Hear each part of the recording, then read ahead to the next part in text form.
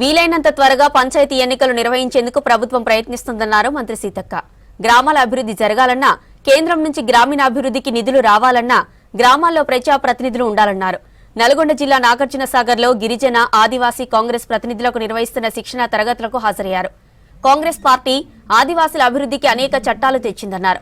BJP గిరిజనుల హక్కులను కాలరాస్తుందని ఆరోపించారు. గిరిజనుల సంపద వారి చేతుల్లో ఉందో లేదో వారికి తెలియజేసేందుకు ఈ శిక్షణ తరగతులు నిర్వహిస్తున్నామని చెప్పారు మంత్రి సీతక్క.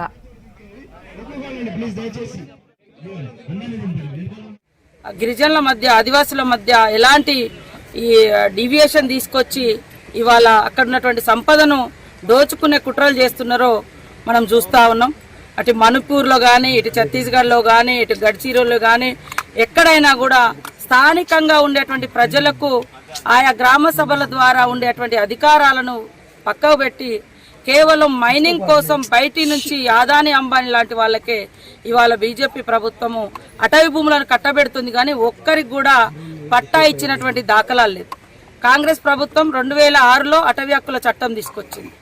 అదే విధంగా ఐటీడీఎల్ తీసుకొచ్చింది. అదే విధంగా ఒక ప్రత్యేక భౌగోళిక ప్రాంతంలో మా ఊర్లో మా రాజ్యం అనేటువంటిది, ఇలాంటి అనేక చట్టాలు తీసుకొచ్చి వారి అభివృద్ధి కోసం గత 50 సంవత్సరాల నుంచి మరి కాంగ్రెస్ ప్రభుత్వం చేస్తుంటే, ఇవాళ బీజేపీ ప్రభుత్వం మతము పేరుతోటి అటవీ గ్రామాల్లోకి వస్తుంది తప్ప మానవత్వాన్ని మంటగలిపి ఇవాళ మానవత్వం అనేదే మర్చిపోతుంది.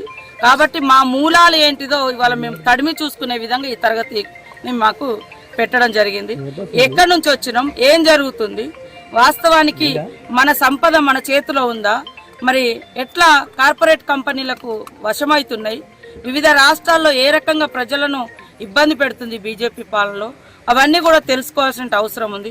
ఈ బీజేపీ పాలనలో 10 సంవత్సరాలన్న ఒక్క చట్టం అన్నా, ఆ రోజు కాంగ్రెస్ ప్రభుత్వం ఒక ఉపాధి హామీ చట్టం తెచ్చింది, ఒక పోడు భూముల చట్టం తెచ్చింది, ఒక ఐటీడీఎల్ తీసుకొచ్చింది, రిజర్వేషన్స్, మరి భారత రాజ్యాంగం, ఇలాంటివన్నీ తీసుకొచ్చారు.